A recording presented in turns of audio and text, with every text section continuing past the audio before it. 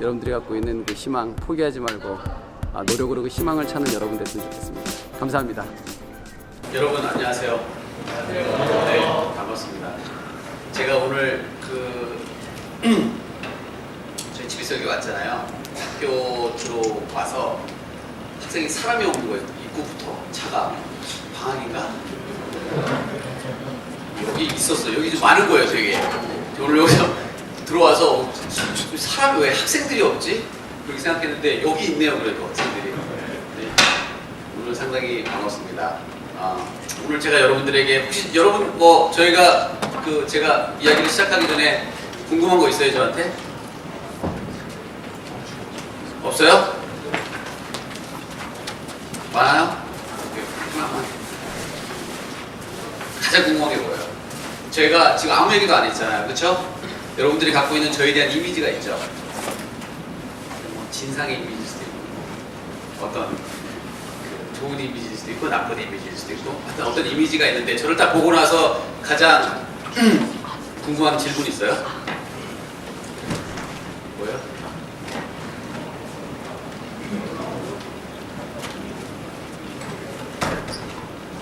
여기 엑스트라 마이크 혹시 하나 있어요?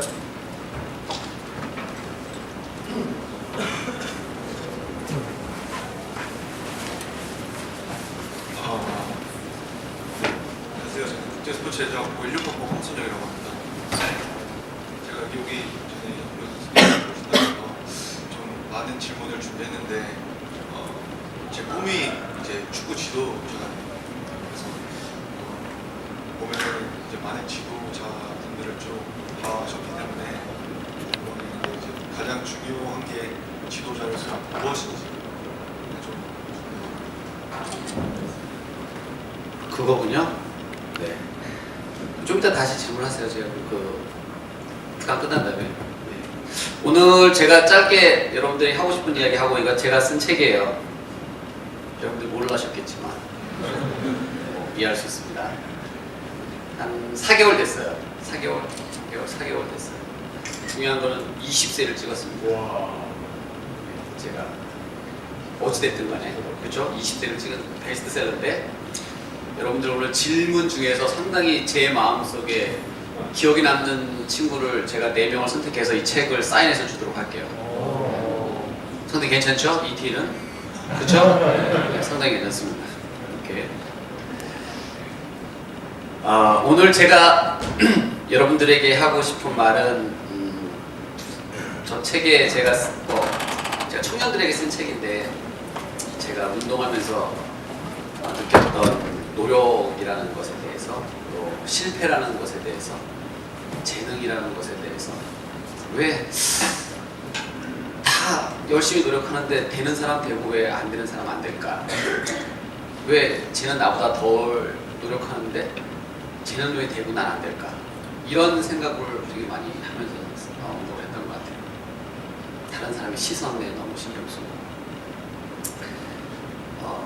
꿈을 이루고 싶은데 그거 시작 안 되고 또 더 중요한 거는 하고 싶은 게 없고 되고 싶은 게 없고 또 내가 뭘 잘하는지를 모르고 이런 문제들 뭐든지 내가 좀 하고 싶은 게 있으면 하고 싶은데 하고 싶은 게 없는 거예요.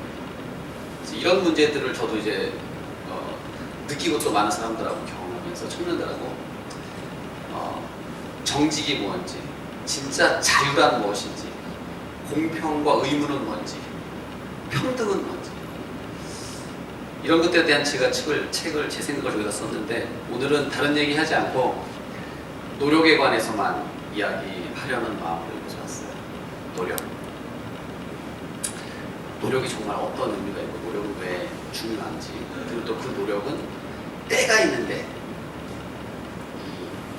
요때 대학교 때 고등학교 때 중학교 때 요때의 노력이 어떤 결과를 만들고 얼마나 중요한지에 대해서 이야기를 해보도록 하겠습니다. 제 경험에 비추어 봐서 이야기를 좀 되죠?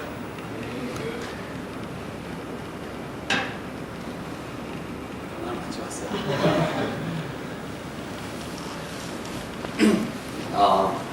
일단은 제가 어렸을 때 또 했던 노력에 대해서 좀 이야기를 할게요. 저는 제가 축구 선수가 된 이유는 축구가 너무 재밌었어요.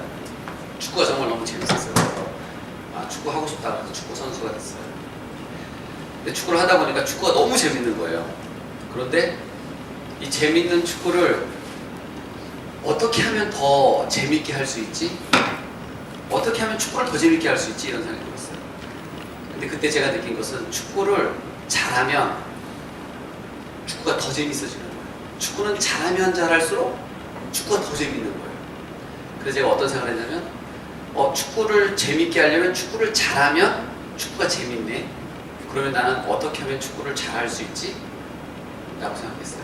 그랬더니 열심히 하면, 열심히 노력하면 축구를 더 잘할 수 있겠구나라는 생각이 돋달했어요. 그 다음부터 제가 이제 열심히 노력을 하게 됐어요. 제가 중학교에 처음 갔을 때 저는 매일 저녁에 드리블 연습을 했어요. 드리블 연습. 왜냐면 저는 상대를 제쳐내는 게 너무나 재밌어요. 제가 어느 정도였냐면 드리블을 제가 공을 갖고 있을 때 상대가 한 명이 오잖아요. 그럼 저는 패스했어요. 왜냐면 당연히 제치니까요. 당연히 제치니까 재미가 없어요. 한 명이 오는 건 재미가 없어요. 근데 저에게는 어떤 충동이 생기냐면 제가 공을 가지고 있는데 두 명이 나한테 오잖아요. 그때부터 드리블하고 싶은 충동이 생겨요. 왜냐면 한 명은 너무나 당연히 제치기 때문에 한 명 오는 거는 저한테 흥미가 안 돼요. 근데 두 명, 세 명이 오기 시작하면 그때부터 드리블하고 싶은 충동이 느껴요. 근데 축구는 11명, 11명 하잖아요. 11명, 골키퍼 빼고 필드 플레이어들이 10명, 10명이 있는데 누군가 나에게 2명이 온다라는 얘기는 무슨 뜻이에요? 내 동료 선수, 내 동료 한 명이 후리로 빈다는 뜻이잖아요. 그렇죠? 맨마킹을 하게 되면. 그러면 축구에서는 누군가가 나에게 2명이 나에게 달려오면 본능적으로 우리 팀 한 명은 최소한 후리로 있기 때문에 패스를 해야 돼요. 그렇죠? 근데 저는 반대로 2명이 오면 그 다음부터 저는 드리블하기 싶어지는 거예요. 그래서 그럴 정도로, 그러니까 사실은 전술적으로는 상당히 안 좋은 선수죠. 그러니까 감독이 제일 싫어하는 선수예요. 그래서 제가 중학교, 초등학교, 고등학교 때 제일 들었단 말이 패스였어요. 패스해, 용비야, 패스해. 감독이 밖에서 패스. 근데 저는 그때 드리블을 했어요. 욕을 되게 많이 먹었어요. 그럴 정도로 제가 드리블을 좋아했는데, 제가 중학교에 가서 저는 그 드리블 연습을 3년 내내 했어요. 새벽 운동을 하고 오전에 수업 받고 오후에 보통 운동을 하고 저녁에 쉬어요. 빨래도 하기 시작하고 선배 방 청소도 하고 뭐 여러 가지 했는데 저는 그때 당시에 나가서 1시간씩 이제 개인 운동을 하기 시작했는데 그때 저는 3년 내내 콘을 들고 나가서 축구에서 한 40가지의 드리블 기술이 있어요. 어떤 장면에서 어떤 위치에서 어떤 드리블을 하면 그게 먹히거든요. 그래서 축구에서의 기술은 뭐냐면 진짜 40가지의 그러니까 뭐 40가지 훨씬 더 되지만 그 당시에 제가 했던 그 40가지 기술은 어떤 거냐면 상대가 알든 모르든 상관없어요. 상대가 안다? 그거 상관없어요. 기술은 완벽하게 들어가면 무조건 이겨요. 그게 기술이에요. 상대가 내가 이거 할 줄 아네? 알아서 상관없어요. 그게 진짜 기술이거든요. 그런데 상대가 내가 뭔가를 할지 알아도 못 막을 정도가 되려면 그 기술이 속도와 방향과 그 다음에 변화와 이런 것들이 완벽하게 녹아들어가면 무조건 이겨요. 그래서 그거를 이제 제가 3년 동안 연습했었고, 그래서 3년 정도 지났을 때 저는 드리블에 관해서는 어느 정도 자신이 있었어요. 근데 저에게 문제는 뭐냐면 고등학교에 딱 갔어요. 그렇게 해서 고등학교 때 갔을 때 저한테는 어떤 게 있었냐면 축구는 90분 동안 11명, 22명이 공 하나 갖고 싸우잖아요. 그러니까 축구에서 90분 동안 공 한 명 갖고 22명이 싸우기 때문에 실제적으로 90분 동안 한 선수가 공을 소유하고 있는 시간은 2분 20초밖에, 2분 한 30초밖에 되잖아요. 그럼 90분 중에서 나머지 87분 30초는 공 없이 뛰어야 되는 거예요. 정말 바보 같은 짓이죠. 그렇죠? 공 없이 87분 30초를 뛰어야 되니까. 근데 저는 어떤 생각이 들었냐면 축구를 하다 보면 상대편하고 나 사이에 떨어지는 공이 있어요. 주인 없는 공.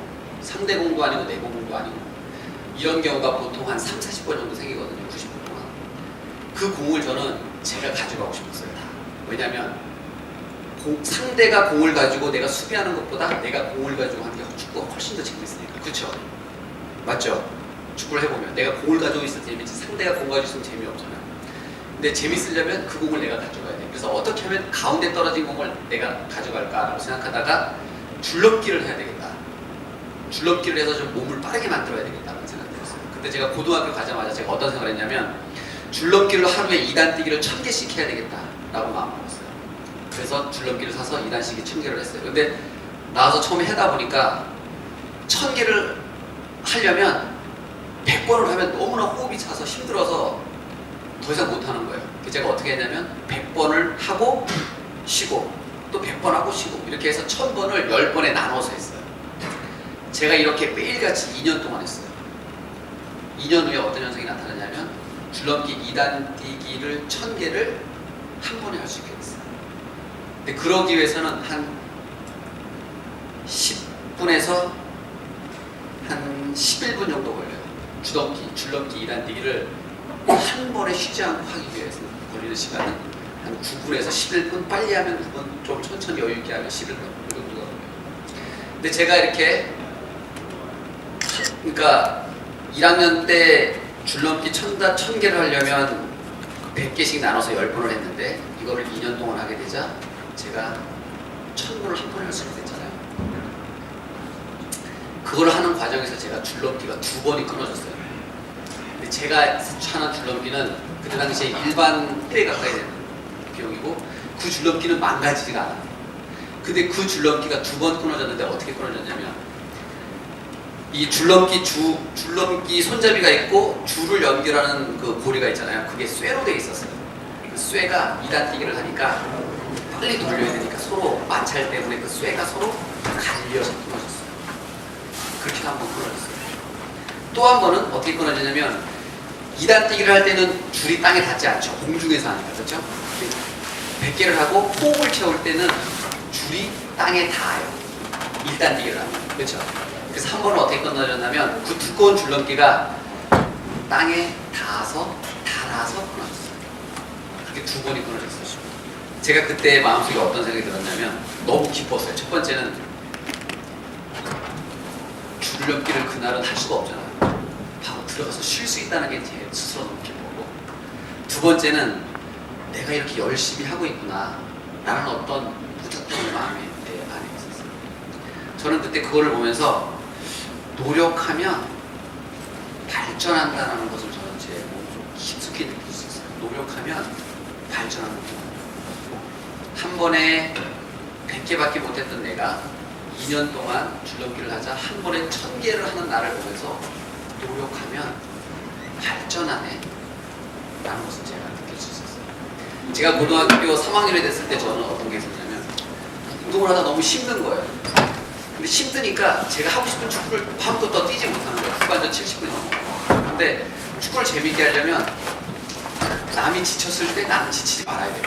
그러면 축구가 치고 달리는데 애들이 나를 못 쫓아온다. 엄청난 쾌감이에요. 똑같이 가는데 내가 더 빠르다. 엄청난 기쁨이거든요. 그런데 그 기술을 유지하기 위해서는 기술을 갖출 수 있는 체력이 필요했어요. 그게 제가 고등학교 2학년 때 어떤 노력을 했냐면 좀 체력을 키워야 되겠다. 뭐를 할까? 산을 뛰어야 되겠다 라고 생각했어요. 근데 아무리 계산해도 산을 뛸 수 있는 시간이 나오지 않았어요. 왜냐하면 아침 6시에 일어나서 6시 반에 운동해서 8시까지 운동하고 그 다음에 빨리 들어와서 상 차리고 선배형들 상 차리고 밥 먹고 설거지도 운동하고 9시에 수업 들어가서 수업하고 1시에 나와서 밥 먹고 또 상 차리고 설거지하고 또 들어가서 한 1시간 반 있다가 오후 3시부터 다시까지 또 운동하고 들어와서 빨리 또 상 차리고 청소하고 씻고 밥 먹고 있다가 저녁 때 8시부터 9시까지 줄넘기 해야 되잖아요. 줄넘기 하고 들어가서 또 선배님들 간식 싸와요. 빨래를 빨아야 돼요. 그 다음에 형들 자기 전까지 마사지를 해줘야 돼요. 형들이 자기 일 때까지. 그럼 도대체 더 이상 내가 이미 줄넘기도 하고 있었기 때문에 더 이상 할 수 있는 공간이 없어요. 그렇죠? 그래서 어떻게 하면 내가 체력 훈련을 할 수 있을까 생각하다가 제가 생각하는 것은, 왜냐면 밤 10시가 되면 호두를 하고 전화를 하고 어떻게 하면 더 이 시간을 찾아내지 하다가 결국 제가 찾아낸 시간은 새벽이에요. 우리가 6시에 일어나서 6시 반부터 일어나니까 4시 반에 일어나야 됩니다. 4시 반에 일어났어요. 4시 반에 일어나서 산을 뛰었어요. 1시간. 그래서 저는 제 머릿속에 아직도 뚜렷하게 기억나는 게 아침에 일어나잖아요. 봄에 산을 뛰는데 새벽에 일어나면 청소부 아저씨가 일어나요. 봄에 산을 뛰는 산까지 가는 그 마을 길, 그 다음에 산을 속에서의 어떤 느낌, 여름은 어떤지, 가을에는 나오면 아저씨가 낙엽을, 청소는 아저씨가 낙엽을 쓸고 있어요. 찬바람이 슬쩍 나면서. 그리고 그게 겨울에는 오면 눈이 싹 쌓여있는 거예요. 저는 사계절의 새벽이 어떤지 다 알아요. 사계절에 하늘의 색깔이 어떤지 다 알아요. 그리고 사계절에 어떤 사람들이 일찍 일어나고 어떤 사람들이 나오는지가 다 알아요. 그래서 제가 이제 가을이나 봄이나 겨울이나 딱 가보면 산을 뛰고 좀 나오잖아요. 내려올 때쯤에 되면 가끔 이제 여름에는 좀 해가 일찍 열려요. 그렇죠. 해가 일찍 뜨니까 그때 되면 차가 골목에서 한 대씩 나오기 시작하고 좀 일찍 가는 고등학교 학생들이 골목에서 걸어서 학교 가는 느낌. 또 이제 해가 막 열리려고 파란 하늘이 들 때 제가 새벽에 땀을 뻘뻘 흘리면서 내려오면서 순간순간 느꼈던 기분이 있어요. 저는 그때 뭐 아무것도 되지 못했지만 나는 이렇게 열심히 하고 있구나 라는 것 자체에서 오는 엄청난 기쁨. 대학교에 갔어요. 대학교 1, 2, 3학년 열심히 했어요. 저는 드리블 연습하고 여전히 슈팅 연습을 하고 크로스 연습을 했어요. 대학교 3학년에서 4학년 갈 때 3학년 말에 전 건국대학교를 나왔는데 건국대학교에 제가 축구부 주장이었어요. 주장이었는데 어떤 현상이 나타났냐면 우리 건국대학교가 그때 당시 축구를 진짜 잘했어요. 이미 제가 1학년 때 6명의 선수가 4학년 경기를 뛰었어요. 그 중에 저도 한 명이었고 이미 그때 당시에 우리 전국대 우승했어요. 그때 당시 연대 고대는 우리한테 3대 0이에요. 실제로 우리가 그렇게 얘기했고 우리는 그때 당시 되게 강한 배였고 4학년이 됐을 때 3학년 말에 건국대학교가 6명이 올림픽 팀에 뽑혔어요. 6명의 선수가 올림픽 대표팀인 거예요. 한 대학에서 6명의 선수가. 제가 주장이었는데 저는 올림픽 대표가 아니었어요. 5명이 내 친구였고 1명은 제 후배였어요. 근데 주장인데 내 후배가 대표고 저는 아니에요. 그때 제가 겨울이었어요. 3학년 겨울. 건대 운동장에서 운동을 하고 땀을 뻘뻘 흘리고 있는데 어느 순간 제 마음속으로 이런 생각이 드는 거예요. 지금 숙소 안에서 편안하게 쉬고 있는 애들은 저렇게 노력을 안 하는데도 국가대표가 6명 돼 있고 심지어 내 후배도 국가대표가 돼 있고 나는 이렇게 지난 10년 동안 12년 동안 이렇게 열심히 하고 있는데도 나는 국가대표가 안 되는구나. 그때 제 마음속에 어떤 생각이 찾아왔냐면 이 운동은 열심히 한다고 되는 게 아니다. 어차피 될 사람은 정해져 있고 운동은 재능이 있는 사람이 되는 거구나. 아무리 열심히 해봐야 안 되는 놈은 그냥 안 되는 거구나. 재능 있는 애들은 저렇게 열심히 안 하고 대충 해도 될 사람은 되고 나 같은 애들은 안 되는구나 라는 생각이 제 머릿속에 들기 시작했어요. 그때 제 마음에 너무나 억울한 마음이 들었어요. 내가 지금까지 지난 10년 동안 바쳤던 이 노력은 뭐지? 라는 생각이 들었어요. 제가 땀을 뻘뻘 흘린 상태에서 흙바닥에 이렇게 누워있는데 하늘을 딱 보니까 하늘에 달이 되게 크게 떠있더라고요. 되게 추운 겨울이었는데 11월 말쯤 된 것 같아요. 근데 그때 제 마음속에서 제 눈에서 눈물이 나는데 보통 눈은 눈물에서 나잖아요. 눈에서 나잖아요. 눈은 눈물에서 나요. 죄송해요. 눈물은 눈에서 나잖아요. 네. 제가 그때 처음으로 느끼는 건 눈물이 가슴에서부터 나오는구나라는 생각이 들었어요. 제 가슴 속에서 눈물이 나오는데 정말 쭉쭉 나오기 시작해요. 눈에서 나오는 눈물이 아니라 가슴에서 눈물이 나오기 시작해요. 억울하다. 속았다. 왜냐면 저는 지난 중학교, 고등학교 때 수학여행 한번 못 가고 애들하고 같이 엄마가 해주는 도시락 밥을 먹어보지 못했고 제가 먹은 밥은 항상 30명이, 40명이, 50명이 먹는 밥이었기 때문에 밥을 푸잖아요. 숟가락을 퍼서 들면 숟가락에 밥이 붙어있어요. 떡밥. 밥알이 안 보이는 밥. 이 밥을 먹으면서 저는 제일 부러운 게 애들이 도시락을 싸왔는데 밥알이 보이는 게 너무 힘들어요. 밥알의 모양이 살아있는 그 밥을 먹는 게 너무 저에게는 부러워서 그러니까 그렇게 운동을 하고 평생을 바쳐서 운동을 했는데 결국 나가 아무것도 되지 못해. 나는 뭐 억울함이 있었어요. 그래서 제가 운동을 정말 실망했죠. 그래서 노력해봤자 되는 거 아니고 결국 될 사람만 되는구나 라는 생각이 들었어요. 그리고 나서 정확하게 제가 한 3주 정도 있다가 올림픽 대표팀의 테스트를 가게 됐어요. 정식 멤버도 아니고 테스트를 갔어요. 가서 일주일 만에 제가 정식 올림픽 대표 선수가 됐어요. 3개월 만에 대학생 때 3개월 후에 국가대표가 됐어요. 그리고 국가대표 첫 경기에서 제가 코리아컵 멕시코전에서 후반전에 교체 출전했어요. 그리고 2011년 1월 제가 은퇴할 때까지 13년 동안 한 번도 대표팀에서 내려와 본 적이 없었어요. 제가 국가대표가 되고 나서 2년 정도 지났을 때 제 생각을 다시 바꿨어요. 열심히 하면 노력하면 되는구나 라는 생각으로 제 생각이 바뀌기 시작했어요. 자, 노력에 어떠한 일들이 일어나는지 제가 한번 말씀드릴게요. 여러분들 마음속에는 노력해도 안 된 경험이 있죠. 노력한 것만큼 충분히 나에게 대가가 돌아오지 않았다는 마음이 있죠. 그렇죠? 있어요? 근데 그건 여러분들 느끼는 겁니다. 제가 운동을 하면서 느낀 것은 뭐냐면 10방울만큼 땀을 흘리잖아요. 정확하게 10방울만큼만 발전해요. 10시간만큼 노력하면 정확하게 10시간만큼만 발전해요.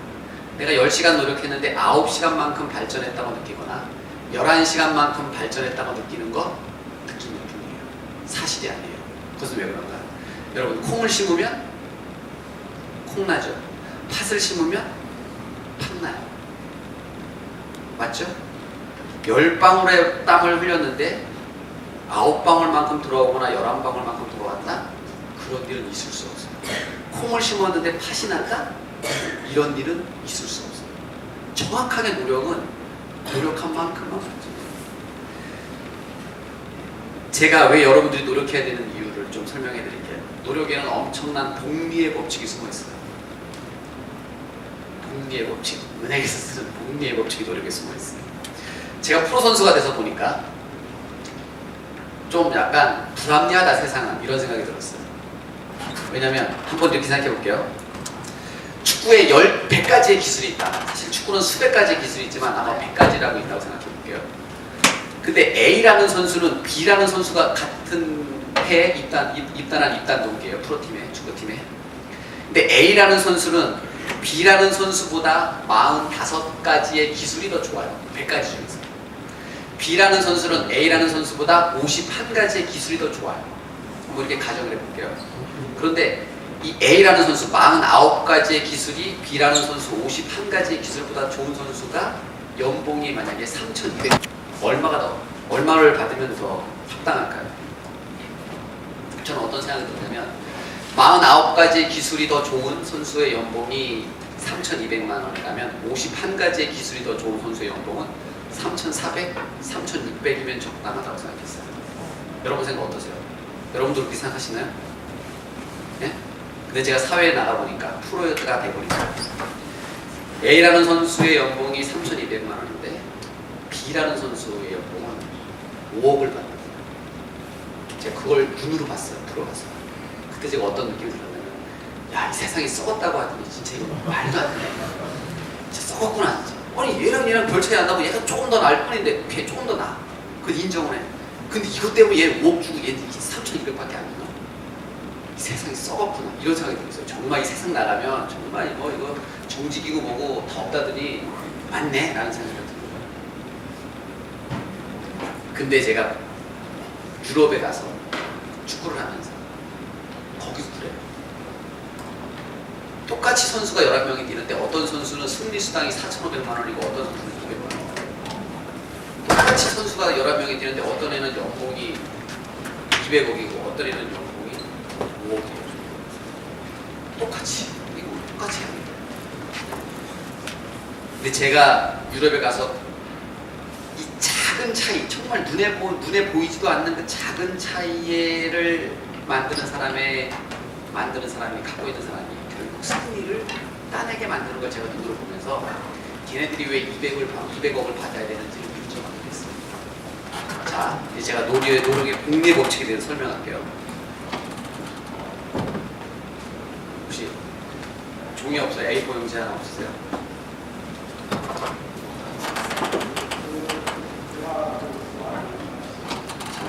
자매님 준비가 되시는 거죠? 크리스찬 아닐 수도 있는데, 그렇죠? 야, 저기 스와힐리어 명사구조와 일치 여러 가지. 저는 처음 보는 거라서 모르겠어요. 무슨 전공이세요? 아니야. 베스, 완유, 마수리. 야, 여기 A4 용지가 있죠. 이 A4 용지의 두께는 보통 0.1cm예요. 0.1cm. 이 종이를 한번 제가 적어볼게요. 한 번, 적어도 돼요. 두 번, 세 번, 적었죠 이렇게. 종이는 과학적으로 한 7번 정도밖에 적히지 않아요. 그러면 한번 제가 생각해 볼게요. 야, 이거를 접었다고 생각하고 종이가 한 장 있어요. 한 번 접었죠. 그럼 여기다 한 장을 올리면 되겠죠. 두 번 접었어요.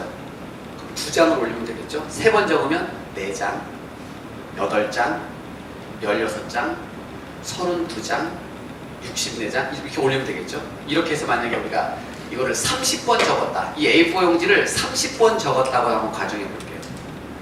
그럼 이 높이가 어느 정도 될 것 같으세요? 네?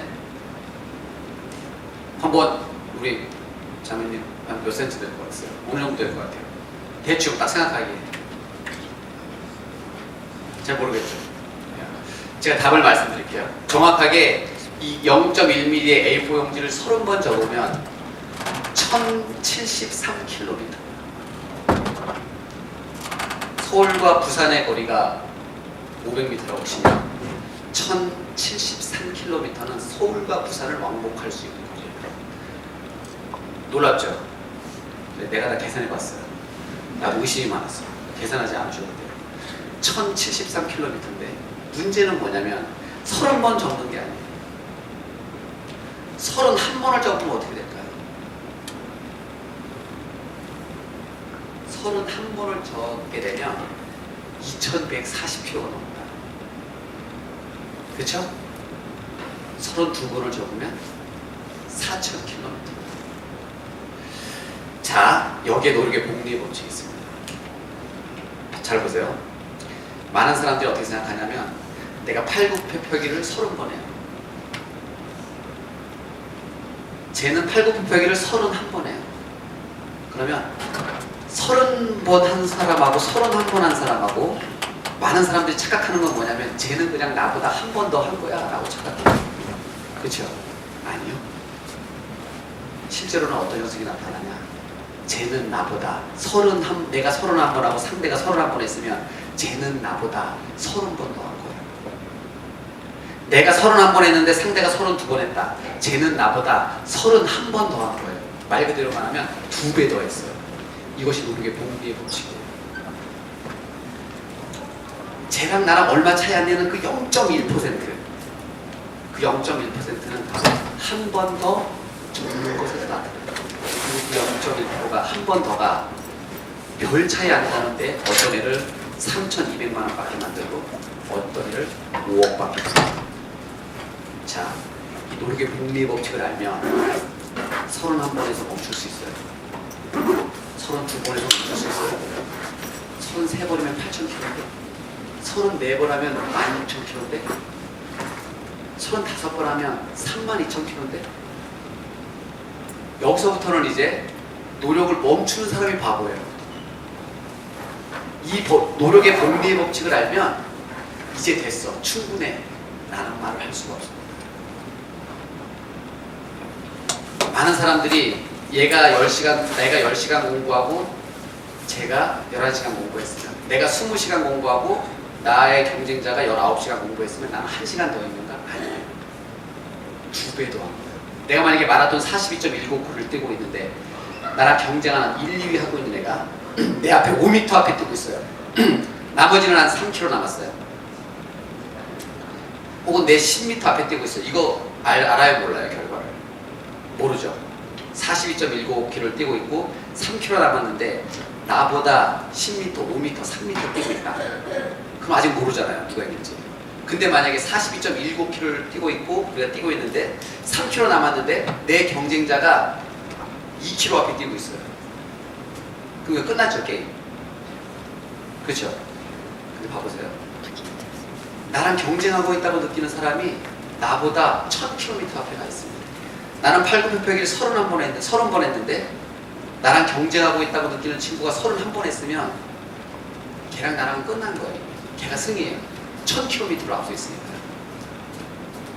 그쵸? 여러분, 이것이 사회에 나가면 그대로 적용돼요. 그래서 별 차이 안 나는 그 작은 차이 때문에 어떤 사람은 연봉 5천이고 어떤 사람은 연봉 5억, 그리고 실제로 그 연봉 5억은 어떤 사람인가 그 한 번 더를 한 사람이 멈추지 않아요. 계속해서. 여러분들이 이것을 만약에 믿게 되면 노력하지 않으면 멈출 수가 없습니다. 저는 이것을 실제로 제가 경험했기 때문에.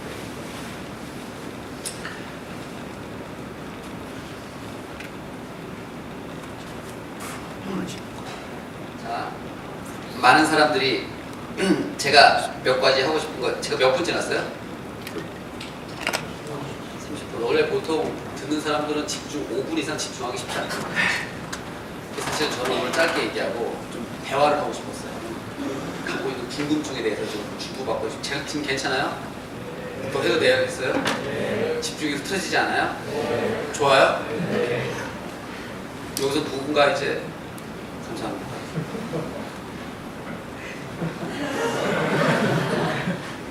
책.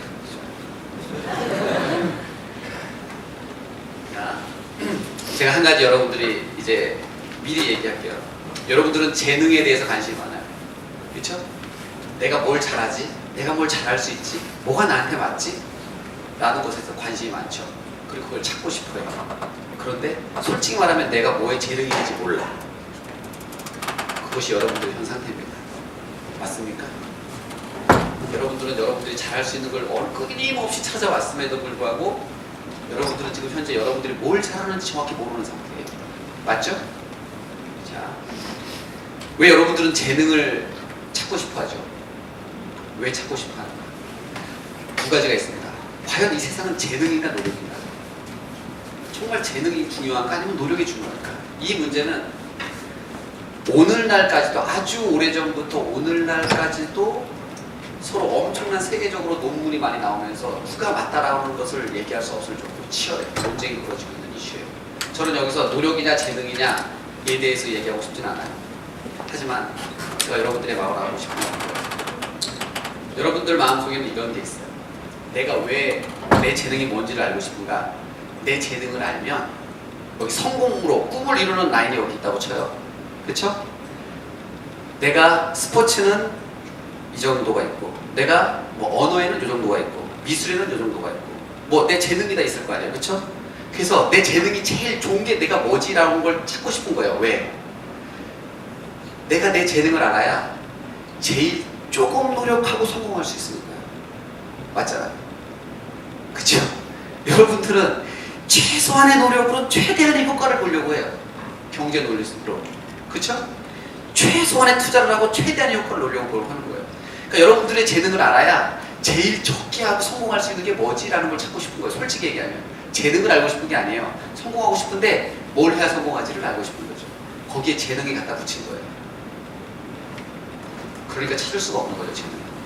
근데 저는 뭐라고 얘기하냐면 이렇게 얘기해요. 저는 재능은 찾는 것이 아니라 만드는 것이다. 재능은 찾는 게 아니에요. 재능은 만드는 거예요. 자, 그럼 재능은 어떻게 만들어집니까? 제가 한번 예를 들어볼게요. 저는 피아노를 한 번도 못 쳐요. 저는 피아노를 못 치는 한 번도 쳐본 적이 없어요. 근데 제가 오늘부터 하루에 8시간씩 한 달 동안 피아노 연습을 한번 했다고 생각할까요? 아니, 하루에 8시간씩 2달 동안 내가 피아노 연습을 한번 했다고 생각해봅시다. 하루에 8시간씩. 그러니까 거의 자는 거 빼면 하루 종일 하는 거죠. 하루에 8시간씩 2달 동안 피아노 연습을 했어요. 2달이 지났어요. 제가 피아노를 통해서 웬만큼 쉬운 곡들을 칠 수 있을까요? 못 칠까요? 치겠죠. 그쵸? 물론 피아니스트나 전문가가 보면 형편없겠지만 일반 사람들이 보기에는 나빼들 거예요. 그렇죠? 만약에 저를 잘하는 친구가 제가 피아노를 2년 2달이 지났어요. 내가 하루에 8시간씩 2달 동안 피아노 연습을 해서 2달이 지났는데 나를 어렸을 때부터 알고 있는 애가 갑자기 내가 피아노 치는 모습을 딱 봤어요. 그러면 뭐라고 얘기할 거예요, 저한테? 아마 이렇게 얘기할 거예요. 너 영표 피아노 칠 수 있었어? 너 음악에 재능이 있네? 당연히 그렇게 얘기하죠. 너 음악에 소질이 있었네? 라고 얘기할 거예요. 이거예요. 내가 피아노를 못 쳤는데 하루에 8시간씩 2달을 치게 되자 피아노를 치지 못했던 내 아이에게 피아노를 칠 수 있는 재능이 생겼어요. 그렇죠? 재능은 왜 꼭 찾아야 되죠? 내가 만약에 음악적인 재능을 찾으려고 했다면 나는 피아노를 시작도 하지 않았을 겁니다. 그런데 내가 8시간씩 2달을 연습하게 되자 드디어 피아노를 칠 수 있는 재능이 생겼어요. 그렇다면 왜 재능을 찾아야 되죠? 왜 재능을 만들면 안 되죠? 그런데 여러분들 마음속에는 노력하지 않고 하고 싶은 거 아니에요? 노력하지 않고 잘하고 싶은 거죠. 그렇죠? 제가 확실하게 여러분들에게 말씀드리겠습니다. 노력하지 않고 잘할 수 있는 건 없습니다. 이 세상에 존재하지 않는 것들을 지금 여러분들은 찾고 있어요. 만약에 여러분들이 노력하지 않고 뭔가를 잘할 수 있다면 그것은 소중하지 않거나 남들도 하는 걸 거예요. 그렇죠? 꿈을 이루는 데는 첫 번째 전제 조건이 뭐냐면 희소성이에요. 여러분, 남들이 다 하는 꿈을 갖고 있어요. 여러분들이 아침에 밥 먹는 꿈을 갖고 있나요? 아침에 피곤하면 잠들고 싶은 꿈이 있나요? 없죠? 왜냐면 남들이 다 하니까요. 네. 희소성의 가치가 있어야 되는데 희소성은 남들 하지 않을 때 하는 거거든요. 저는 여러분들이 재능을 찾을 수 있을 거라는 착각에서 벗어났으면 좋겠어요. 그러면 뭔가 자신이 하고 싶은 일을 찾으면 돼요. 내가 좋아하는 일을 찾으면 돼요. 그리고 그거를 하면 돼요. 물론 거기에는 시간과 노력과 고통이라는 것이 반드시 뒤따르죠. 여기에 대해서는 여러분들이 나중에 질문하면 제가 대답을 하도록 하겠습니다. 또 한 가지 이제 여러분들이 만나게 될 거, 제가 노력이 왜 중요한지 얘기했어요. 재능 찾는 데 시간 뺏기지 말고 재능을 만들라고 얘기했죠. 그리고 마지막 하나, 실패를 바라보는 우리들의 올바른 태도. 여러분들을 좌절하게 만드는 것은 실패예요. 그렇죠? 여러분들이 가는데 항상 그곳에 실패가 있는 거예요. 좌절이 있고 나한테 안 맞는 것 같고 포기하고 싶은 충동, 고통, 인내가 요구돼요. 그렇기 때문에 그 길을 가기 쉽지 않아요. 왜냐하면 그런 것들은 참 싫어하니까. 근데 실패를 우리가 바라보는 올바른 시선이 얼마나 중요한지 제가 말씀드릴게요. 제가 어렸을 때 저는 축구선수가 되고 싶은 꿈을 갖고 있었는데 그때 당시에 공중파 TV 프로그램에서 성공시대라는 프로그램을 했어요. 성공시대라는 여러분들 아마 잘 모를 거예요. 우리 세대에 있었어요. 네, 저는 나이가 많이 있습니다. 성공시대라는 프로그램이 어떤 프로그램이었냐면 이런 프로그램이에요. 한국에서 전 세계적으로 혹은 한국 안에서 정말 성공한 사람들만 그곳에 나올 수 있어요. 그러니까 웬만큼 성공해서는 그 성공시대라는 프로그램에 나올 수 없어요. 그러니까 정말 글로벌하게 혹은 한국에서 정말 웬만큼 성공해서는 그곳에 나올 수 없는데 이 성공시대라는 프로그램을 제가 너무 좋아했어요. 왜냐하면 꿈을 이뤄라는 과정이 거기에 나왔었습니다. 제가 그 프로그램을 보는데 하나 의아한 게 뭐냐면 60분 동안 그 프로그램이 진행되는데 55분은 실패한 얘기밖에 하지 않는 거예요. 그리고 특징이 뭐냐면 남들이 감당할 수 없을 만큼의 큰 실패를 겪은 사람들이에요. 그리고 그렇게 엄청난 실패를 경험하면 경험할수록 더 크게 성공했더라고요. 제가 그걸 보면서 이런 생각이 들었어요. 아니 지금 성공 시대인데 성공한 얘기를 해야 되는데 왜 계속 실패한 얘기만 하지? 성공한 얘기는 60분 중에서 5분밖에 되지 않아요. 나머지 55분이 실패한 얘기예요. 제가 그거를 처음에 보면서 아니 왜 계속 이런 얘기만 하지? 성공한 얘기를 듣고 싶은데. 근데 제가 그러다가 깨달았어요. 실패에 대한 이야기, 실패가 곧 성공이에요. 그 55분 동안에 저는 처음에 왜 실패에 관한 얘기를 하지? 라고 생각했는데 그 55분의 시간이 바로 성공에 관한 이야기. 나는 실패에 관한 얘기를 왜 하지라고 생각했지만 그 실패에 관한 이야기가 바로 성공에 관한 이야기였어요. 그래서 실패는 성공하기 위해서 반드시 있어야 되는 전제 조건이에요. 그래서 실패한 만큼, 실패의 크기만큼만 정확하게 우리는 성공하거든요. 만약에 실패의 크기만큼만 내가 성공한다고 한다면 실패가 크면 클수록 좋을까요? 나쁠까요? 예? 좋죠. 그게 바로 실패를 바라보는 우리의 올바른 태도예요. 제가 운동을 하면서 느낀 게 뭐냐면 이런 거예요. 어떤 사람들은 보니까 인생을 성공이라는 이름으로 시작해요. 그렇죠? 근데 그 사람이 성공 때문에 실패로 끝나는 경우를 너무나 많이 봤어요. 제 주변에. 또 어떤 사람은 인생을 젊었을 때 실패라는 이름으로 인생을 시작해요. 근데 그 실패를 딛고 일어나서 성공으로 끝나는 경우도 많이 봤어요. 그러면 결국엔 뭔가 젊은 날에 겪는 실패는 실패가 아니에요. 그리고 젊은 날에 여러분들이 경험하는 성공은 성공이 아니에요. 결국 성공이 아니고 실패가 아닌 거예요. 성공과 실패는 저는 그 전에 반대말이라고 생각했거든요. 근데 알고 보니까 성공과 실패는 같은 말이에요. 성공과 실패가 다른 말이 아니라 반대말이 아니라 동일어라는 사실을 이해하게 되면 드디어 우리는 실패를 두려워하지 않게 되고 또 성공했다고 해서 교만하지 않게 되고 실패했다고 해서 좌절하지 않게 되는 거예요. 만약에 여러분들이 여러분들의 꿈을 이루기 위해서 지금 가고 있는데 힘들고 어렵고 지쳐서 포기하고 싶다. 아, 이것은 나에게 맞지 않는구나. 나는 절망 가운데 빠져있다. 라고 한다면 여러분들은 여러분들이 원하는 꿈을 향해서 제대로 가고 있는 겁니다. 왜냐하면 그 길은 자신들의 꿈을 이뤘던 사람들이 바로 지나갔던 그 길이거든요. 그 길이 아니고서는 자신의 꿈을 이룰 수 있는 길로 갈 수 있는 방법이 없어요. 많은 사람들이 고통 없이 노력 없이 쉽게 성공하려고 해요. 제가 한 20년 여러분들보다 먼저 맞나요? 되게 제가 맨날 먼저 얘기하면 정말 제가 모르는지도 모르겠습니다. 제가 지금까지 경험한 바로 운동을 하면서 느낀 바로는 성공을 향하고 자신의 꿈을 이루는데 지름길은요 없어요. 지름길을 찾으려고 하지 마세요. 쉽게 가려고 하지 마세요. 그런 게 없습니다. 이것을 아는 것이 지혜예요. 제가 이 책에 성공이 뭔가라는 몇 가지 정의를 내는, 물론 이 정의는 아주 다양하게 할 수 있지만 제가 느끼는 성공은 뭔가 라는 것을 9가지로 정의했는데 그 몇 가지를 제가 얘기해볼게요. 제가 성공을 어떻게 정의했냐면 이렇게. 성공은 뭔가? 성공은 정직이다. 아까 제가 얘기했죠? 정확하게 노력한 만큼만 발전하는 겁니다. 콩 심은 데 콩 나고 팥 심은 데 팥 나는 겁니다. 사과나무에서 사과가 열리는 거예요. 배나무에서 배가 열리는 거죠. 배나무에서 사과나무가 열릴 거라고 기대하지 마십시오. 그런 일은 일어나지 않습니다. 그래서 뭐냐? 노력은 정직이다. 또 하나, 노력은 선택이다. 여러분들에게는 항상 두 가지 선택이 있어요. 그게 뭐냐면 하고 싶은 일과 해야 되는 일.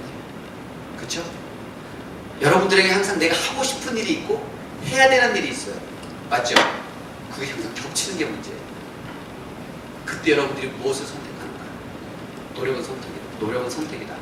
만약에 여러분들이 하고 싶은 일과 해야 되는 일 중에서 하고 싶은 일을 먼저 하면 여러분들은 나중에 해야 하는 일을 하며 살 수밖에 없습니다. 근데 만약에 여러분들이 하고 싶은 일과 해야 되는 일 중에서 해야 되는 일을 지금 먼저 하잖아요. 그럼 여러분들은 나중에 하고 싶은 일을 하면서 살 수 있어요. 선택은 여러분들에게 달렸습니다. 무엇을 먼저 하시겠습니까? 젊어서 놀아야 된다는 말에 속지 마세요. 나이 먹어서 노는 것이 때로는 더 재밌습니다. 네? 젊어서 놀아야 된다는 거 속지 마세요. 여러분들 어차피 젊어서 놀지 않으면, 젊어서 해야 되는 것을 하지 않으면 나이 먹어서 해야 되는 일을 하며 살 수밖에 없어요. 도대체 여러분들은 무엇을 선택하겠어요? 노력은 질량의 법칙이다. 제가 아까 얘기했죠. 노력은 질량의 법칙이에요. 물체의 질량에 따라서 에너지 양이 달라지는 것처럼 노력과 고통의 양에 따라서 성공의 크기가 달라져요. 여러분들이 엄청난 인내와 시간과 고통을 쏟아부은 만큼만 여러분들이 여러분의 것으로 가져갈 수가 있어요. 그렇다면 나에게는 이 고통과 노력과 인내, 시간 이런 것들을 투자한 만큼만 내가 성공한다면 이것을 아낄 이유가 없겠죠. 노력은 겸손이다. 제가 생각하는 노력은 겸손입니다. 왜 노력은 겸손이다? 많은 사람들이 이렇게 해요. 저 잘 못해요 라는 말을 겸손이라고 생각해요. 그쵸? 저 잘 못해요. 근데 못하는 사람이 저 잘 못해요 라고 얘기하는 게 겸손일까요? 그냥 정직한 거죠. 그쵸? 왜 노력은 겸손이냐? 진짜 겸손한 사람은 저 잘 못해요 라고 말하는 사람이 아니에요. 진짜 겸손한 사람은 자신이 못하는 걸 알기 때문에 어떻게 되죠? 노력하는 사람이에요. 진짜 겸손한 사람은 나 잘 못해요 라고 끝나는 사람이 아니라 자신이 못하는 것을 알기 때문에 노력하는 사람이 진짜 겸손한 사람이죠. 말로만 나 잘 못해요 이거 겸손한 거 아닙니다. 교만이죠. 근데 진짜 겸손한 사람은 말하지 않고 노력하는 사람인 거예요. 노력은 자신감이다. 왜 제가 노력을 자신감이라고 얘기했냐? 자신감은 어디서 오죠? 나 자신 있어. 야 화이팅! 자신 있어. 화이팅! 여기서 자신감 오지 않아요. 자신감은 어디서 오는가? 실력에서 옵니다. 내가 실력 있으면 자신이 생겨요. 실력 없으면 자신감이 안 생기죠. 그렇죠? 자신감, 노력은 자신감인데 자신감은 실력에서 와요.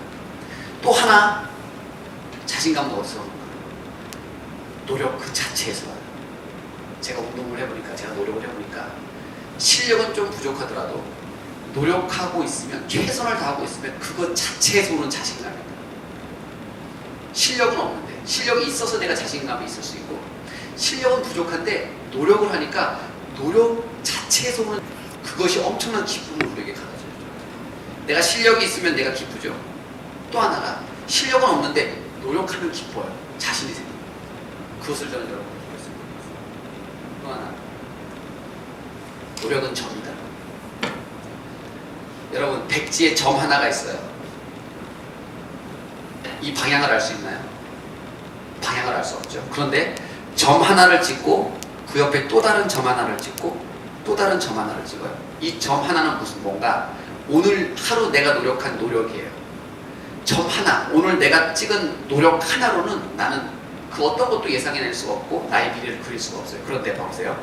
점 하나를 찍고 그 다음날 점 하나를 찍고 점 하나를 찍잖아요. 그러면 그 점이 어떻게 되냐면 계속 찍어 나가면 점이 곧 선이 되기 시작해요. 점이 선이 되기 시작하는 순간 나는 방향성을 알 수가 있어요. 그 다음에 내가 어디에다가 점을 찍을지 알고 있으니까. 점 하나만 있으면 모르지만 점이 계속해서 찍게 되면 선이 되고, 선이 되는 순간부터 다른 사람들 눈에는 보이지 않지만 내 머릿속에는 이미 선을 보는 순간부터 내 머릿속에는 내가 뭐를 그리고 있는지가 예상되잖아요. 나는 다른 사람 눈에는 이 선이 출발을 칠 뿐인데 나에게는 이미 내가 이 선으로 뭐를 그릴지가 내 머릿속에 이미지네이션이 되어 있기 때문에 이미 그것은 내 미래가 되기 시작하는 거예요. 그래서 노력은 점이다. 또 하나, 노력은 알입니다. 왜 노력은 알입니까? 노력하면 발전한다는 사실을 알고 있죠. 자, 한번 볼게요. 노력하면 발전한다는 사실을 모르는 사람이 있어요. 노력하면 발전한다는 사실을 모르기 때문에 노력하지 않는 사람이 있어요. 또 반대는 노력하면 발전한다는 사실을 아는데 안 하는 사람이 있어요. 그러면 진정한 알면 뭔가? 노력하면 발전한다는 사실을 몰라서 안 하는 사람하고 아는데 안 하는 사람하고 결론은 뭐죠? 안 하는 거죠. 그래서 이 알미란 뭔가? 행동하지 않는 알면 모름입니다. 여러분들이 노력하면 발전한다는 사실을 알고 있어요. 근데 노력하지 않아. 이거는 아는 게 아니에요. 이거는 노력하면 발전한다는 사실을 모르는 거예요. 많은 사람들이 알고 있다고 얘기하지만 진정한 알면 뭔가? 내가 행동한 것만 아는 거예요. 행동하지 않는 알면 모름이라는 사실이에요. 제가 여러 가지 이야기를 했는데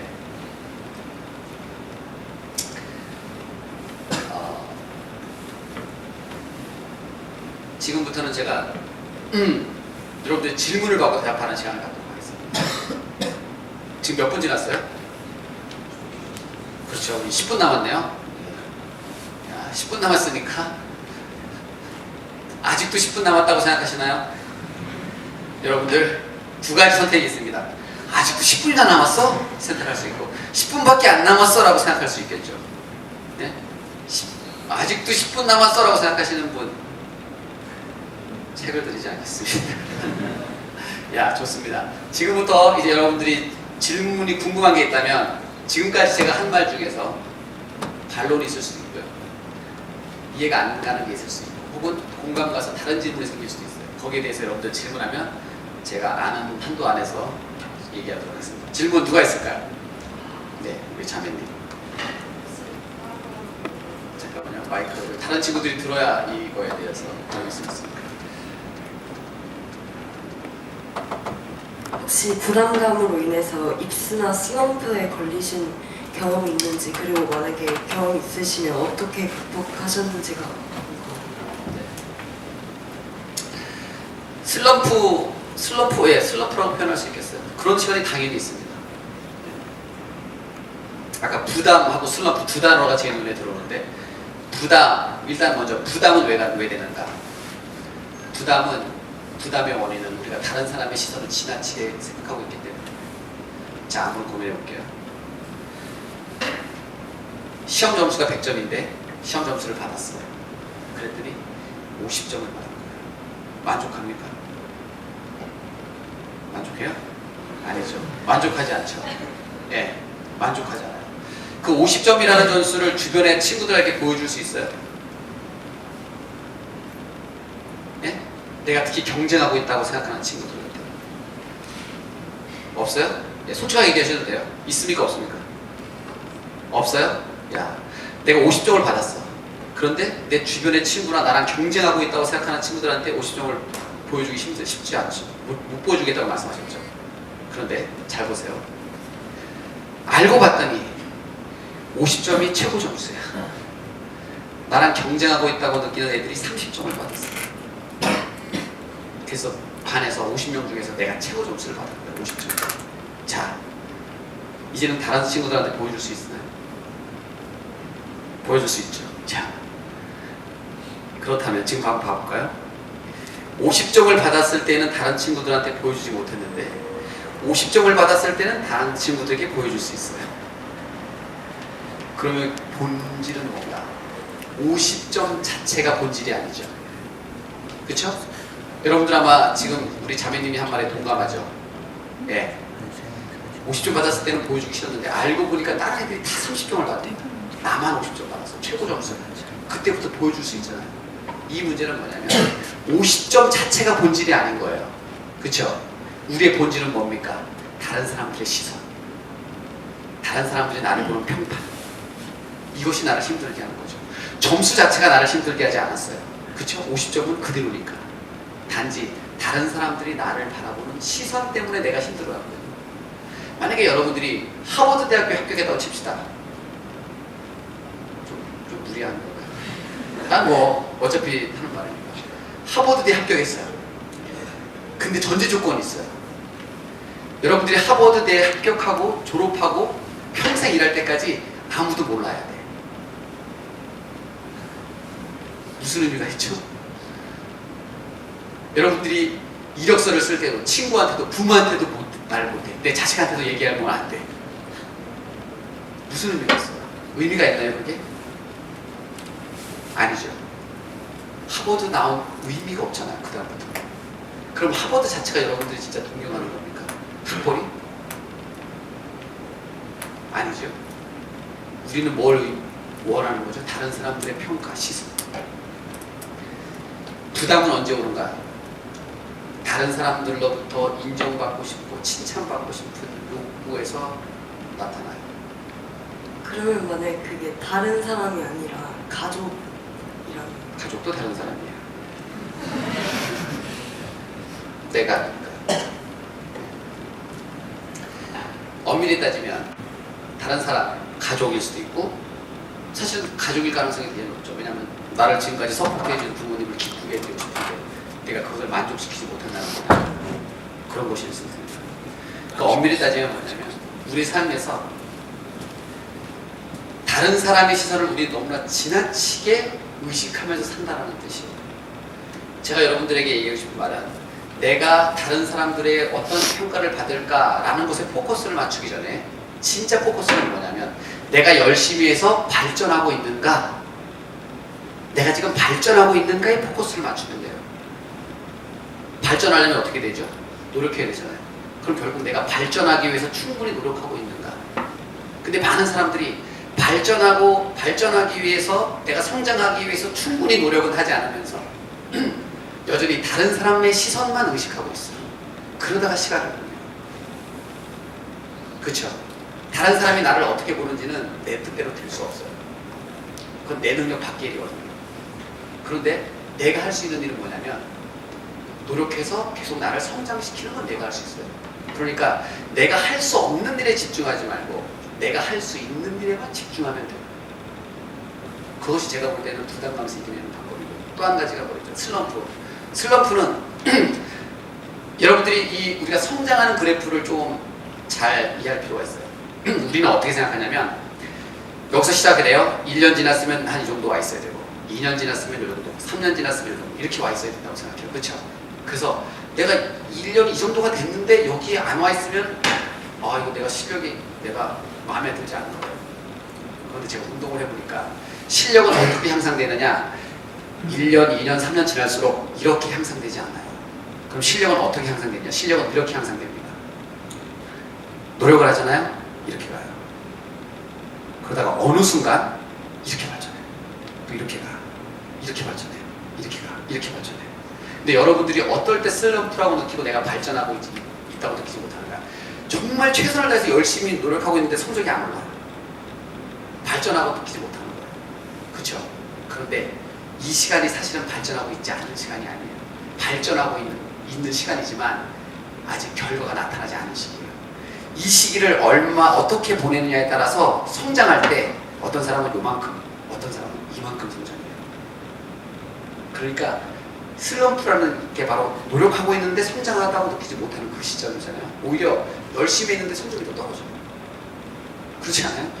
이번에 좀 평소에는 그냥 좀 괜찮다가 이번 주에 진짜 열심히 한번 해봐야 되겠다. 이번 중간고사 열심히 했더니 성적이 더 떨어져요. 그때 더 충격인 거죠. 오히려 발전하는 거죠. 그런데 이렇게 발전하기 때문에 이때의 시간을 제대로 보내면 이때만이 성장해요. 그리고 또 한 가지는 여러분들은 어떤 상태냐면 과거 10년의 노력의 결정체가 지금 여러분들의 현재예요. 여러분들의 생각이 여러분 자신이 지금 마음에 듭니까? 어떤 사람은 든다고 생각할 수도 있고 아니라고 생각할 수도 있죠. 여러분은 정확하게 뭐냐면 과거 10년 동안 내가 한 노력과 행동의 결정체가 나예요. 그렇죠? 그런데 이미 지났으니까 과거는 이미 지났으니까 과거는 돌이킬 수 없잖아요. 그런데 한번 생각해 봅시다. 지금 여러분들 20대 초반이죠. 자, 지금부터 10년은 완전히 다른 데가 될 수 있는 10년이라는 시간은 누에서 유를 창조할 수 있고 아마추어에서 프로페셔널이 될 수 있는 엄청난 시간입니다. 여러분들이 20대 초반에 뭔가를 이루지 못했다. 이건 나스팅 스페셜이에요. 당연한 거고. 왜냐하면 20대 초반에 뭔가를 이룬 사람 많지 않거든요. 그런데 지금부터 10년, 30대 초반에 뭔가를 이뤘다. 가끔 슬픔이죠. 그런데 여러분들에게는 지금부터 10년이 있어요. 지금부터 10년 동안 여러분들이 과거에 살았던 전혀 다른 방법과 방향으로 살면 여러분들의 삶은 어떻게 될까요? 달라지겠죠. 누워서 떡 먹기 때. 그런데 왜 우리는 삶은 10년 동안 반복되는가? 과거의 10년 동안의 결정체인 지금 내가 마음에 들지 않음에도 불구하고 과거의 10년처럼 앞으로 10년을 살아가는 거예요. 이것이 문제인 거죠. 과거의 10년이 문제가 아니에요. 내가 왜 이렇게 했지? 내가 왜 과거의 10년은 이미 지났기 때문에 아무 상관없고 앞으로의 10년 동안 내가 어떻게 살 것인가, 어떻게 노력할 것인가에 따라서 여러분들은 완전히 다른 삶을 살 수 있습니다. 그 다음 질문 있을까요? 질문 많은데 누구를 주시겠어요? 네, 마이크 할까? 마이크 좀 주실까요? 본인님 마이크 어디 있어요? 예, 마이크를 갖고 예.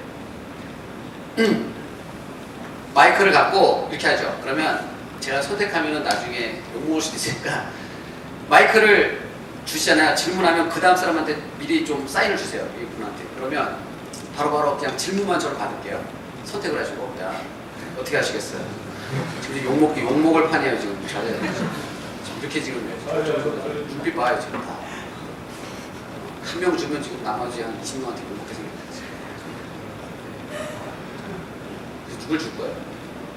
네, 그 누구예요? 자기가 제일 빨리 가요. 다 하자더라고요. 오케이.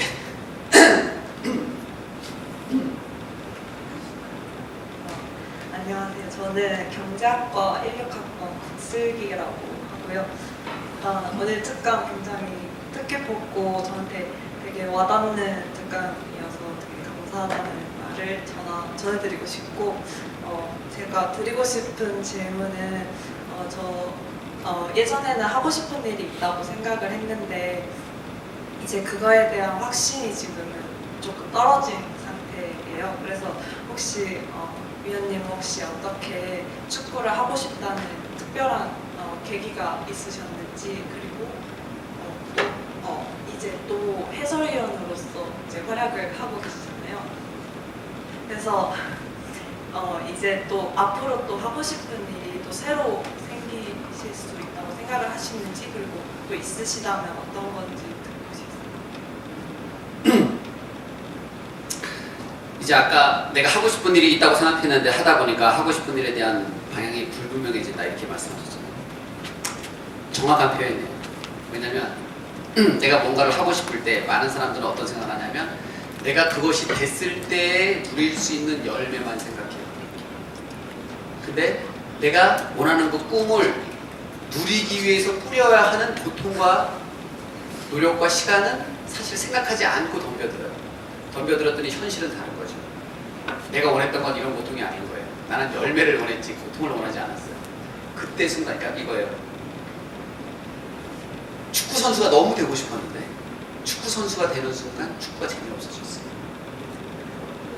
프로에 가서 프로 선수가 되고 싶었는데 프로에 가서 처음으로 돈을 받았어요. 그러니까 제가 그 전에 축구를 한 이유는 축구가 좋았고 즐거웠기 때문에 축구를 했어요. 저희 목적은 즐기고 재밌게 하는 거였죠. 근데 프로에 가니까 돈을 줬잖아요. 그 돈의 의미는 뭐냐면 이기라는 거예요. 제가 축구라는 목적이 즐기고 행복하는 것에서 이기는 것으로 변질되면서 저는 축구를 즐길 수가 없었어요. 그다음부터 축구가 저에게 고통이 됐어요. 직업이 되면서.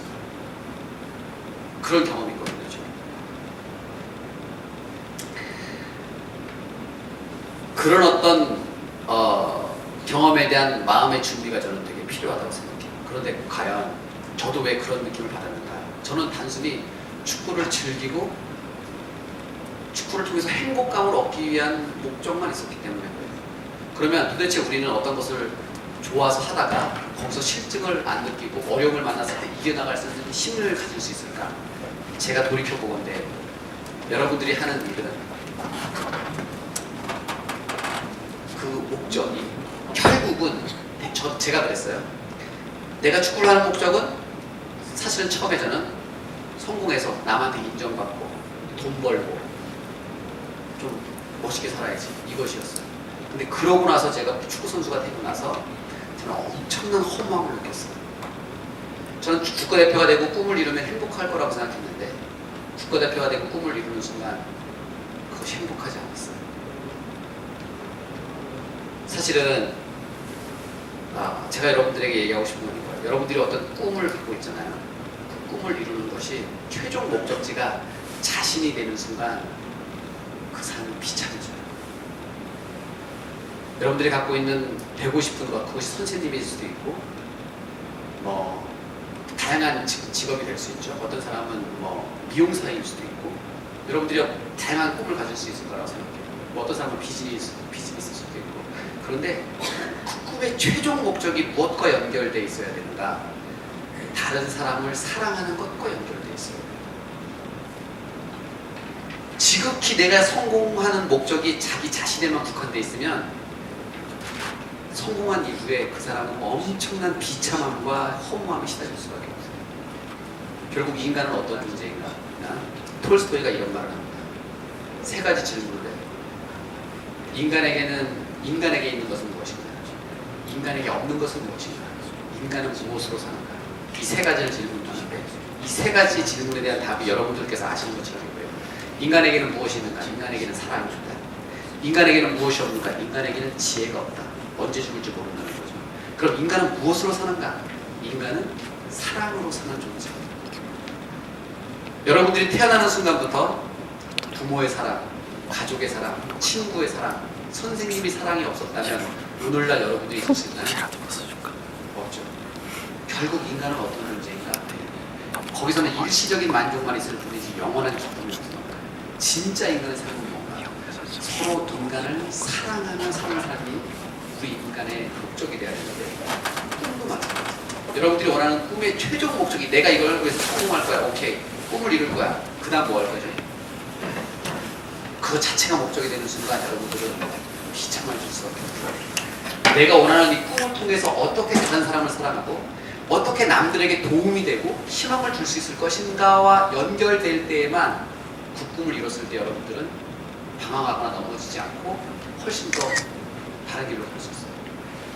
이 세상에서 아일랜드의 극작가 오스카 와일드가 어떤 이야기를 했냐면 이런 이야기를 했어요. 인간에게는 두 가지 비극이 있다. 그 첫 번째는 자신이 원하는 것을 얻지 못했을 때 인간은 비극이다.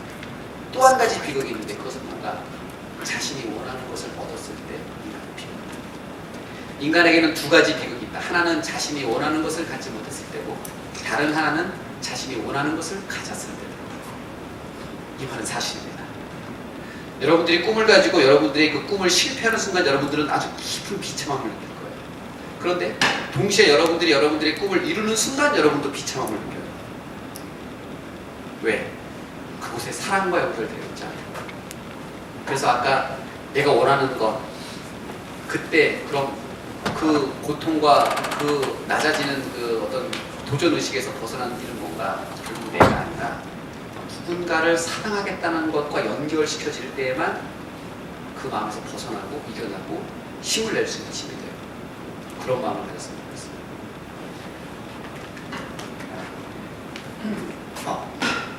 네, 안녕하세요. 저는 이탈리아어 통번역을 전공하고 있는 손기범이라고 하는데요. 제가 궁금한 거는 크게 두 가지인데 첫 번째는 이제 축구 선수 이영표가 해설가 이영표로 되는데 가장 크게 작용했던 가치가 무엇인가? 그러니까 인생의 이막을 시작하는 데 있어서 뭐 지도자가 될 수도 있었고 해설자가 될 수도 있었고 여러 가지 길이 있었지만 나는 왜 해설자를 해야 했는가도 궁금하고요. 그다음에 두 번째 질문은 지난 월드컵도 그렇고 공중파 3사 해설위원들이 다 2002년 레전드 출신들의 안정환, 이영표, 박지성 위원들이었는데 은근히 경쟁 의식을 느끼셨는지 궁금합니다.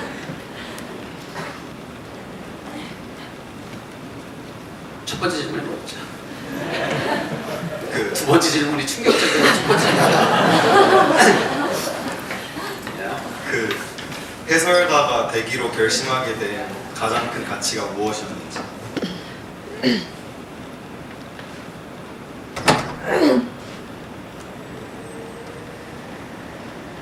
해설자가 되기로 결심한 건 아니었습니다. 제가 밴쿠버 화이트캡스에서 MLS에서 인터뷰를 했을 때 여러 방송사에서 제안이 왔고 그 중에 KBS가 제가 이제 선수 생활을 할 때부터 그 KBS에 있는 기자 형들이 저에게 너는 만약에 은퇴하면 KBS에서 해설을 해 라던 이야기를 그냥 농담반 진담반으로 했었어요.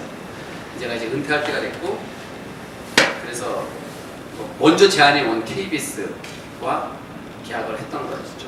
그리고 해설자가 저에게 직업이라고 생각하지 않습니다. 해설자는 그냥 시간 있을 때 가끔 하는 거지 해설자가 저희 직업은 아닙니다. 사실은.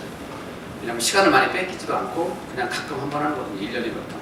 특히 뭐 월드컵 있으면 그때 잠깐 하고 올림픽 있으면 잠깐 하고 사실은 많이 뺏기지 않아요. 이제 저는 지금 이제 뭐를 하고 있냐면 저는 사회적 기업을 만들었습니다. 그래서 사회적 기업을 만들어서 이제 싹스업이라는 브랜드를 만들었어요. 싹스업이 뭐냐면 축구에서 파울을 당하거나 넘어지면 선수들이 이제 일어나면서 스타킹을 한번 잡죠. 그러니까 프리킥이나 코너킥 할 때 스타킹을 한번 이렇게 잡아당기죠. 그게 뭐냐면 뭔가 중요한 일을 앞두고 스타킹을 잡아당기는 행위가 마음을 다잡는 행위다 라는 것에서 우리가 아이디어를 갖고 와서 싹스업이라는 브랜드를 만들었는데, 그것은 뭐냐면 누군가 지치고 힘든 사람의 마음을 싹스업 시켜주겠다, 용기를 주겠다, 좌절해서 도움이 필요한 사람들의 마음을 잡아 올려주겠다 라는 의미로 우리가 싹스업이라는 브랜드를 만들었어요. 그래서 실제로 뭐를 할까 하다가 저희가 양말을 만들었어요. 선물하는 양말. 그리고 그 양말을 우리가 팔아서 수익을 했어요. 그래서 샤킬레라는 아프리카에 있는 어떤 한 청년이 있는데, 이 청년은 정말 혼자 열심히 축구를 하는데 기회가 닿질 않는 거예요, 그 청년에게. 그래서 우리가 첫 번째 프로젝트로 그 아프리카에 있는 우리 직원이 가서 그 아프리카에 있는 아이를 한국에 데려와서 프로팀에 테스트를 시켜줬어요. 물론 테스트에 합격하진 않았어요. 왜냐하면 혼자 정말 5년 동안 열심히 노력했는데 체계적인 훈련으로 한 아이들하고 경쟁해서 되지 않더라고요. 혼자 한 것 치고는 정말 잘했지만 이 프로 유스에 들어갈 정도의 실력이 되지 못했어요. 그래서 아쉽게 이제 돌아갔는데, 중요한 건 우리는 뭐냐면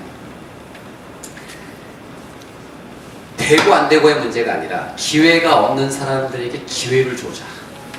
그것이 제가 한 이유였거든요. 뭔가 태어난 환경 때문에, 상황 때문에 기회조차 제공되지 않는, 그러니까 기회를 얻고 그 기회에서 합당한 실력을 발휘하지 못해서 탈락하는 건 이해할 수 있잖아요.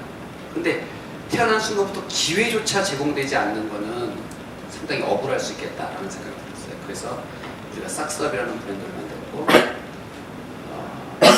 아이들을 또 힘든 사람을 좀 돕는 그런 사회적 기업을 만들었습니다. 여러분들 만약에 싹스업 공고가 날 수도 있거든요. 혹시 자신이 성품과 실력을 다 갖춘 인재라고 생각한다면 여러분들 메모해 주시기 바랍니다.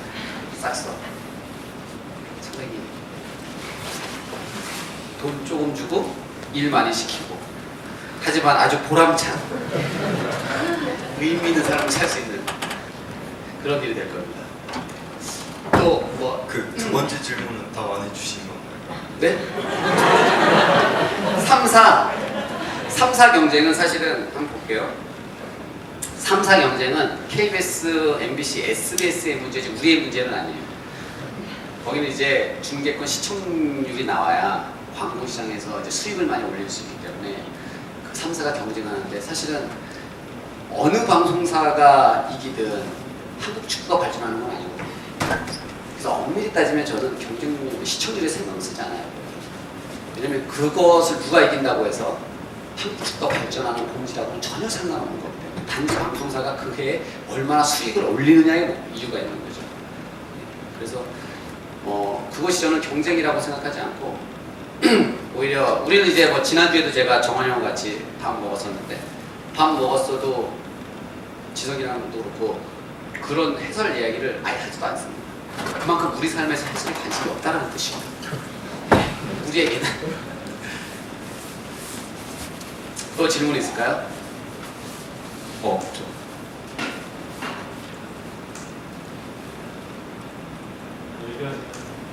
네, 그 질문 받고 그 다음에 이제 뭐 정리를 하도록 할게요. 네, 안녕하세요. 저는 프랑스학과 송이삭이라고 합니다. 저도 두 가지 정도 질문이 있는데, 첫 번째 같은 경우에는 그동안 저는 이제 축구적인 부분에서 여쭤보려고 하는데, 그동안 함께 하셨던 수많은 선수들 중에서 기술적으로 훌륭한 선수 외에 멘탈적인 부분에 있어서 정말 훌륭한 선수가 누구였는지가 제일 궁금하고요.